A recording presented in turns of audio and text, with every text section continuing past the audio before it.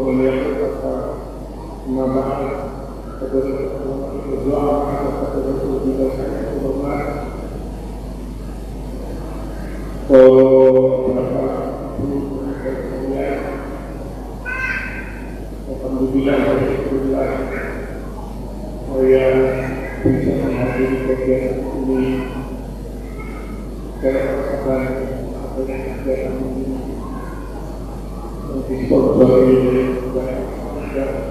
oleh perbedaan yang sudah terlalu ini perasaan muda ya termasuk alumni untuk saya jadi saya harus maksud saya menghadap saya bisa saya menghadiri kegiatan ini sangat mengikuti warga yang bersuka dan ikut-ikut itu jadi saya dan termasuk dalam hadis ketika Rasulullah ada 7 kelompok yang datang dari Allah Subhanahu wa Ta'ala yang waktu itu tidak ada kedatangan dengan kelompok itu di antara 7 kelompok itu satu pemuda. Masjid itu ada 2, Masjid Jamek dan Masjid Ghairul Jamek. Masjid Jamek itu masjid yang biasa dibuat Jumatan. Itu yang paling tinggi ya. Di bawahnya itu Masjid Ghairul Jamek, bukan Masjid Jamek ya. Tapi untuk jamaah. Jadi kalau Jamek itu untuk Jumatan ya otomatis termasuk untuk jamaah. Tapi kalau Masjid Ghairul Jamek itu hanya untuk apa? Iktikaf ya. Iktikaf itu harus di masjid. Jadi ada Masjid Jamek, ada Masjid Ghairul Jamek, ada Masjid Lugotan. Masjid Lugotan itu tempat sujud. Ya di rumah kan dianjurkan supaya ada tempat khusus untuk sholat ya. Apa di pojok kanan, pojok kiri itu ada tempat yang khusus. Jadi kalau kita sholat di rumah itu tempatnya itu harus tertentu begitu. Ada jangan di sembarang tempat walaupun itu rumahnya sendiri. Ada tempat khusus ya yang entah terserah yang punya rumah lah tempatnya di bagian kanan atau kiri tidak ada masalah, tapi tempat khusus itu ya masjid. Tapi Masjid Lugotan. Masjid Lugotan itu artinya tempat sujud ya. Nah ini kata Nabi kita Muhammad SAW ini syabun seorang pemuda yang waqalbuhu mu'allakun bil masajid ya, yang hatinya itu selalu ingat kepada masjid terus ya, untuk zikir, untuk berdoa macam-macam ya. Mudah-mudahan saja anak-anak yang menyelenggarakan kegiatan ini yang bolak-balik saya lihat ini kok yang muda-muda itu termasuk apa 7 golongan, salah satu dari 7 golongan yang besok akan mendapat naungan dari Allah Subhanahu wa Ta'ala. Nah, yang kedua kegiatan ini yaitu kegiatan terkait dengan Thariqah Dasukiyah. Thariqah Dasukiyah itu memang termasuk thariqah yang begitu terkenal di Indonesia. Dasukiyah. Ada kitab yang merangkan mengatakan Burhaniyah dari Burhanuddin. Ada lagi yang mengatakan apa? Burhamiyah Mim dari Ibrahim. Jadi Dasukiyah, Burhaniyah atau Burhamiyah atau Ibrahimiyah.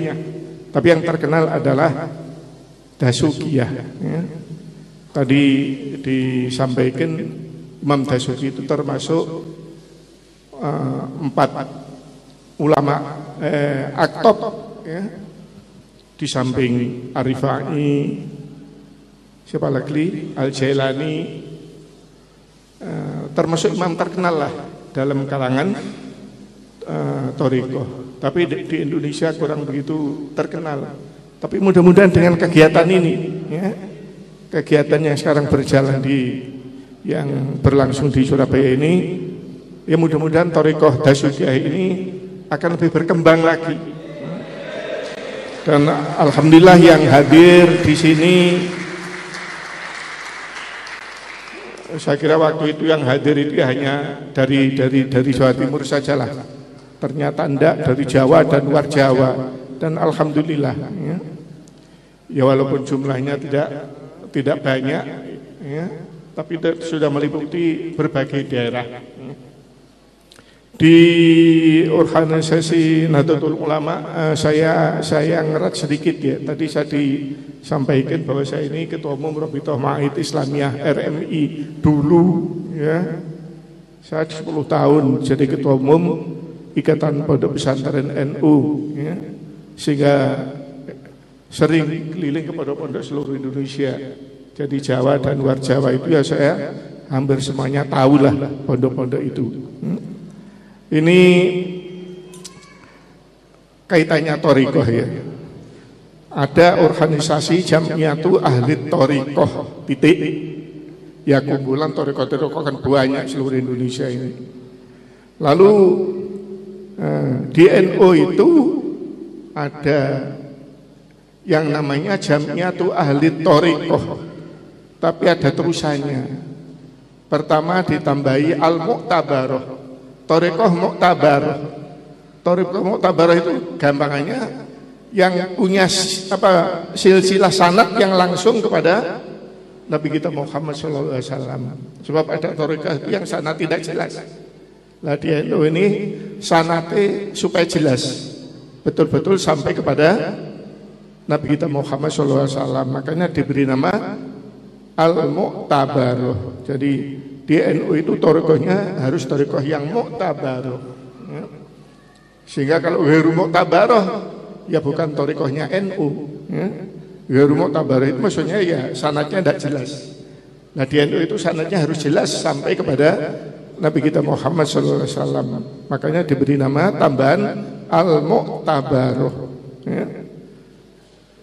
Jamiah Al-Thariqah Al-Mu'tabarah itu melakukan pertemuan atau muktamar pertama kali itu kira-kira tahun 57 di Pondok Magelang, Jawa Tengah. 57 itu pertemuan ulama se-Indonesia ya, dari kalangan NU. Ketua umum pertama kali Jamiah Ahli Thariqah Al-Mu'tabarah itu almarhum Mbah Baidowi Lasem. Mbah Baidowi Lasem ya. Mbah Baidowi Lasem punya adik namanya Mbah Muhaimin. Mbah Muhaimin itu pernah jadi menantunya Mbah Hasyim Asy'ari. Mbah Baidowi Lasem itu mertuanya Mbah Maimun Zubair Sarang. Mbah Maimun Zubair Sarang itu istri kawin pertama kali itu mendapat putrinya Mbah Baidowi Lasem. Ya, Mbah Baidowi Lasem ya punya putranya juga banyak dengan Lasem itu. Akhirnya Mbah Maimun Masna rupanya istri yang pertama itu udah mau di Masna. Ya terus kawin lagi itulah ya. Jadi Mbah Baidowi itu Rais Am Thariqah Mu'tabarah pertama kali ya. Rais Am pertama kali. Jadi di NU di Indonesia NU itu Rais Am itu hanya 2. Bukan Rais Am, Rais Akbar ya. Mbah Baidowi Lasem itu Rais Akbar Jamiah Ahli Thariqah pertama kali. Seperti halnya Mbah Hasyim Asy'ari itu Rais Akbar Jamiah Nahdlatul Ulama. Jadi kiai yang mendapat gelar Jamiah, kiai-kiai NU yang dapat gelar Rais Akbar itu hanya 2. Satu Mbah Hasyim Asy'ari Rais Akbar NU, kemudian yang kedua siapa tadi itu Mbah Baidowi Lasem itu Rais Akbar Jamiah Nahdlatul Ulama. Begitu Mbah Hasyim wafat, Mbah Hasyim Asy'ari wafat, kemudian penggantinya itu yang meneruskan ngurusi NU itu sama tidak mau memakai gelar Rois Akbar, ya. Diminta ganti Mbah Hasyim Asy'ari, tidak ada yang mau, ya. Sampai akhirnya kepada Mbah Wahab, Mbah Abdul Wahab Tambak Beras, pertama tidak mau, akhirnya dipaksa sama kiai-kiai yang lain, beliau mau jadi penerus Mbah Hasyim Asy'ari dengan syarat namanya diganti, jangan Rois Akbar tapi Rois Am PBNU. Jadi yang ngurusi Suriah itu namanya Rois Am PBNU. Mulai Mbah Abdul Wahab Hasbullah Tambak Beras Jombang sampai sekarang itu jabatan pimpinan tertinggi Suriah itu namanya Rois Am, ya. Bukan Rois Akbar. Jadi Rois Akbar itu hanya dua, Mbah Hasyim Asy'ari dengan Mbah Baidowi Lasem. Mbah Baidowi Lasem Rois Akbar jamnya Ahlut Thariqah Al-Mu'tabarah titik. Terus kira-kira tahun 70-an, ya, saya masih ingat itu ya, tahun 70-an sampai 75, ya sampai tahun berapa lah, tahun 70-an. NU itu kan jadi partai politik, ya. NU jadi partai politik waktu itu. NU lepas dari partai itu kan Muktamar Situbondo tahun 84 itu, ya.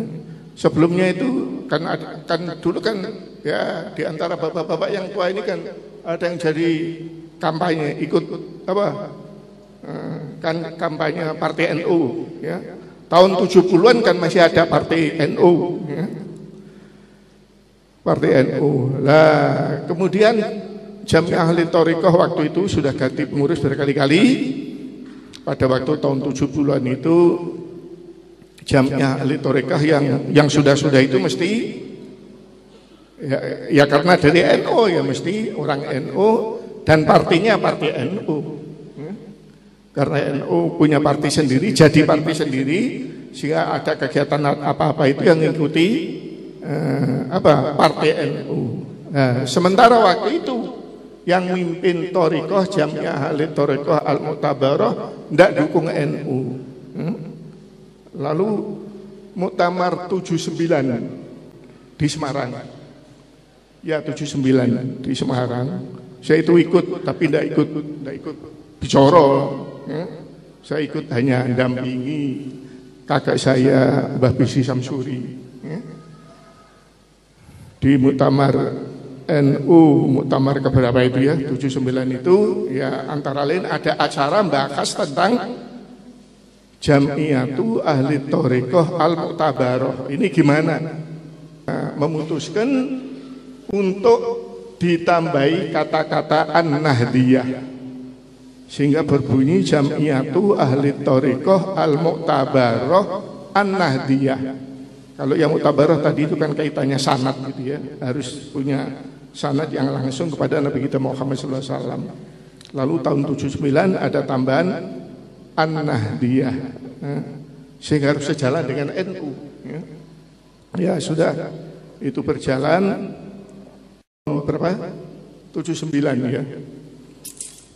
Terus akhirnya jalan beberapa tahun lagi, beberapa tahun ada masalah lagi, timbul masalah lagi, yaitu NU setelah jadi politik itu kok rupanya gampangannya karena banyak masalah terjadi menjadi politik itu banyak masalah sehingga banyak kiai-kiai itu gimana NU itu tidak partai politik, ya. Jadi NU ini kan harus meliputi menaungi semua golongan, ya. Sehingga pada waktu Muktamar Situbondo tahun 8 Munas tahun 82, Muktamar 84, saya waktu itu di Situbondo itu saya itu ya peserta ya panitia jadi ngikuti, ya. Walaupun saya panitianya itu tugasnya lain, saya panitia bagian Basul Masail Adiniyah, ya. Waktu di Semarang itu saya ini hanya penderek Mbah Bisi Samsuri, ya. Tapi karena ada sesuatu masalah lah, ya. Sehingga akhirnya saya itu oleh Bapak Profesor Aliafi ditugasi untuk ngurusi masail diniyah. Sudah selesai. Jadi bahannya itu saya ditugasi untuk ngurusi menyelesaikan, ya, sebab ada masalah itu. Jadi 79 itu saya sudah ditugasi untuk ngurusi masalah-masalah keagamaan yang terkenal dengan masail diniyah itu, ya. Saya di situ Bondo 82 Munas, 84 Muktamar, saya peserta dan panitia, ya. Ya, di situ akhirnya dibicarakan bahwa NU itu harus lepas dari politik. NU itu harus bisa menaungi, ngurusi, menghimpun semua golongan, ya. Sehingga akhirnya diputuskan NU harus lepas politik, tidak boleh berpolitik. Nanti kalau berpolitik itu tambah runyem, ya, sana narik, sini narik, ya, narik itu hanya untuk kepentingan diri, kepentingan golongan, bukan kepentingan NU. Jadi akhirnya rusak NU itu. Semua sepakat NU lepas dari politik, yaitu yang terkenal dengan khitoh NU kembali seperti aslinya tahun 26. Tahun 26 NU berdiri itu kan ya untuk semua golongan, ya. Dan memang waktu itu belum ada partai macam-macam, ya, tahun 26 itu.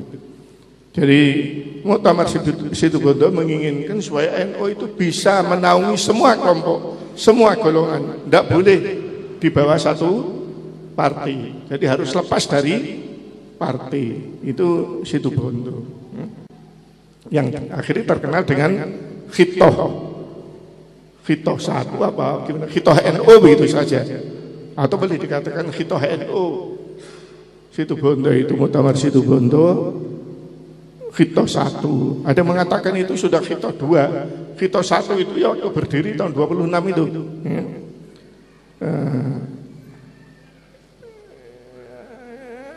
Tahun 84 lepas dari politik, ya. Jadi sehingga tokoh-tokoh NU itu boleh kemana saja lah. Yang waktu itu yang ada kan baru apa? P3. Yang Islam itu kan P3, ya, Partai NU dan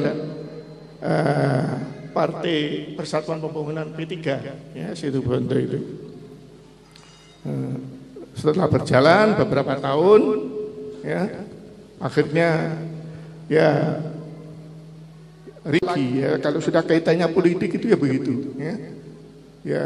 Ya enggak mesti politik itu ya jelek, ya enggak mesti, ya tergantung yang ngurusi politik, yang ngarahkan politik itu baik apa enggak, ya. Sehingga Situbondo dikatakan apa? Khitoh 1, Khitoh NU pertama. Terus sekarang ini ada mengatakan Khitoh NU tidak seperti yang pertama itu, ya.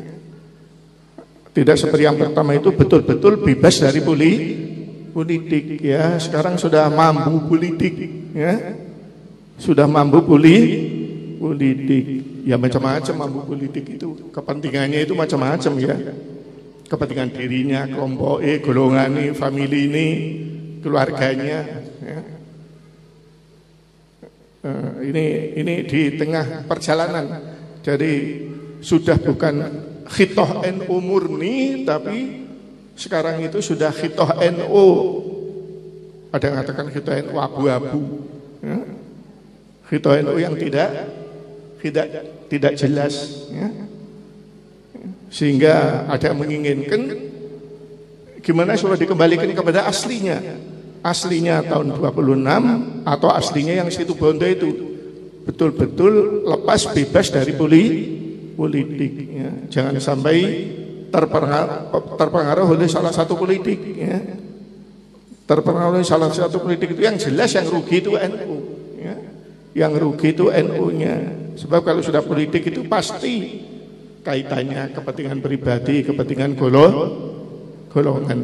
Tapi kalau tidak politik kan kepentingannya umat, kepentingan untuk seluruhnya, ya. Ini mengapa thariqah kita ini diberi nama Jam'iyatu Ahli Thariqah Al-Mu'tabaroh An-Nahdiyah. Ya sekarang ini, ya. sekarang ini.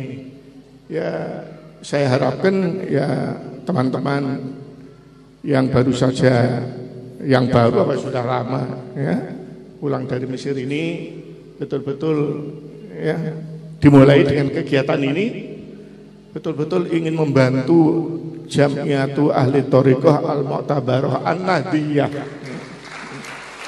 Al-Mu'tabarah An-Nahdiyah. Ya mudah-mudahan lah ya. Dan alhamdulillah tempat pertama kegiatan ini kok di Surabaya. Surabaya tempat ya, berdirinya NU ya. Ya mudah-mudahan bertempat di Surabaya, karena Surabaya tempat berdirinya NU. Ya mudah-mudahan teman-teman kita ini tergugah untuk mikir NU ini, mikir NU, bantu NU dalam bidang thoriqah. Thoriqah Mu'tabarah An-Nahdiyah itu jumlahnya ada 45 thoriqah, 45 apa 46. Yang terakhir itu namanya apa? Thariqah apa? Tekun baca Quran, kitab kuning ya, itu yang terakhir, tambahan terakhir ya. Jadi tambahan terakhir itu ada usulan orang-orang kiai-kiai yang tekun baca Quran, sholawat, mulang kitab-kitab kuning, fikih, tasawuf, itu diwadahi dengan nama thariqah tersendiri ya. Kalau tadi ada thariqah apa Dasukiyah ya. Di Indonesia ini yang saya dengar macam-macam thariqah itu kira-kira tidak sampai 10 yang saya dengar itu. Tapi yang paling terkenal ya Qadiriyah, Naksabandiyah,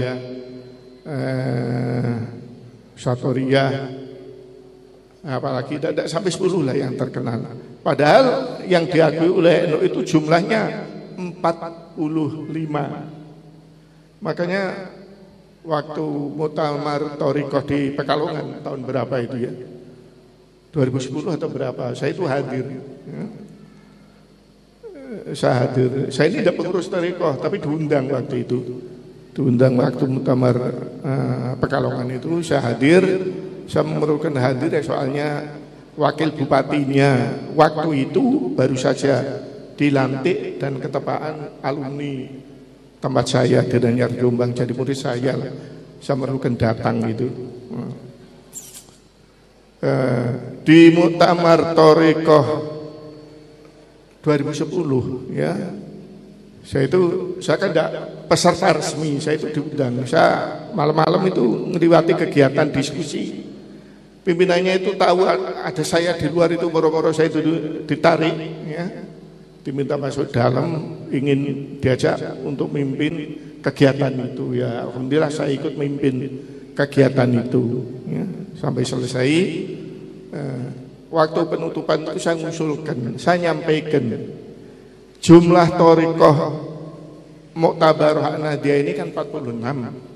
Sementara yang didengar oleh teman-teman se-Indonesia ini tidak ada 10 yang didengar, yang tahu sejarah ini. Qadiriyah, Naksabandiyah, lain-lainnya itu yang tahu sejarah itu tidak ada sampai 6, tidak ada sampai 10. Kira-kira yang 5 lah yang diketahui oleh teman-teman, apalagi yang bukan teman-teman yang bukan di kalangan thariqah. Yang kalangan thariqah saja itu yang mengetahui sejarahnya itu tidak sampai 10 ya. Padahal jumlahnya 45. Saya ngusulkan mbok ya dibuatkan apa sejarah singkatnya, thariqah Naksabandiyah, Qadiriyah, macam-macam itulah ya. Kalau bisa yang luas, tidak bisa yang singkat, pokoknya tahu sejarahnya ya. Yang thariqah ini asalnya dari mana, seterusnya begitulah.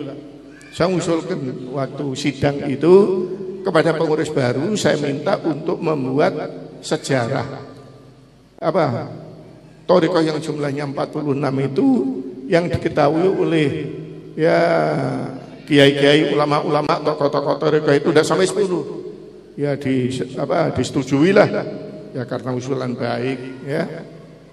Kira-kira 1 tahun atau 2 tahun saya itu ngebel sama pimpinan thariqah ya, gimana usulan saya dulu untuk membuat sejarahnya thariqah itu sudah jadi belum?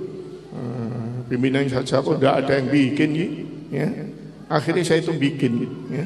Saya itu bikin terpaksa, ya. Saya bikin sejarah thariqah waktu muktamar Makassar kemarin, ya.